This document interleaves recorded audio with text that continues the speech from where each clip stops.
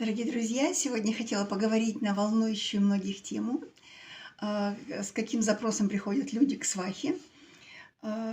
Часто, очень часто в доверительной беседе и женщины, и, кстати, иногда и мужчины говорят, что я очень хочу найти родственную душу.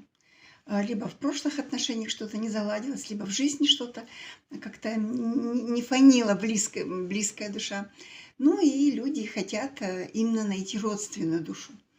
Сейчас еще появилась такая идея, вот я смотрю в интернете, это близнецовое пламя, родственная душа, как понять.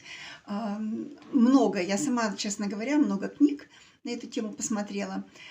Что я хочу вам сказать? Я вот думала, как бы обрадовать или сразу сказать правду. На самом деле правда радостная. Никакой родственной души вы сразу не встретите. И даже вы влюбитесь, и у вас будут отношения, даже семья, и это не будет родственная душа. Но родственная душа обязательно у вас будет, если вы с этим человеком проживете жизнь, если вы не сбежите от трудностей, если вы сами будете человека поддерживать, понимать, так сказать, оберегать, то в конце жизни вы обнаружите, что ваша родственная душа всегда была с вами. Отношения, они не даются нам как праздник, как награда.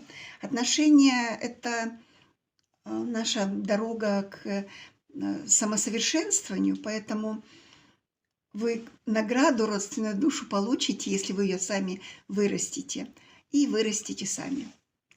Такой каламбур.